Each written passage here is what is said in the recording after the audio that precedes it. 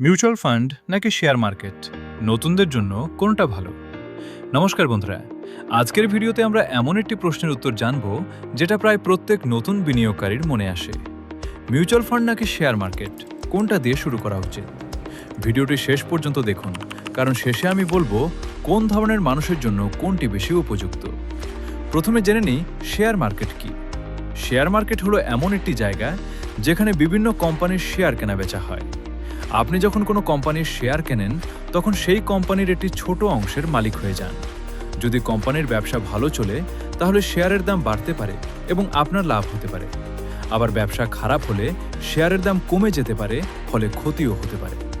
এবার জেনে নিই মিউচুয়াল ফান্ড কি। মিউচুয়াল ফান্ডে অনেক মানুষের টাকা একসঙ্গে জমা করা হয়।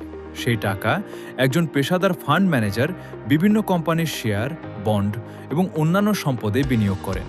অর্থাৎ আপনাকে আলাদা করে কোন কোম্পানির শেয়ার কিনবেন সেটা ভাবতে হয় না।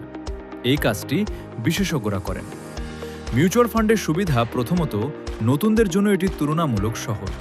দ্বিতীয়ত, আপনার টাকা অনেক জায়গায় বিনিয়োগ করা হয়, তাই একটি কোম্পানি খারাপ করলেও পুরো টাকার উপর তার প্রভাব কম হতে পারে।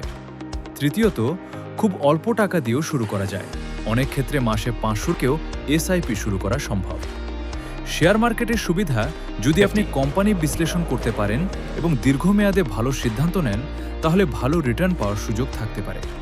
এছাড়া আপনি নিজেই সিদ্ধান্ত নেন কোন কোম্পানিতে বিনিয়োগ করবেন এবং কখন কিনবেন বা বিক্রি করবেন। শেষ কথায়, বিনিয়োগে দ্রুত ধনী হওয়ার চিন্তা না করে দীর্ঘমেয়াদী পরিকল্পনা করুন।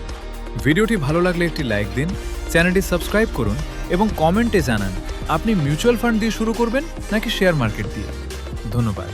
আবার দেখা হবে পরের ভিডিওতে।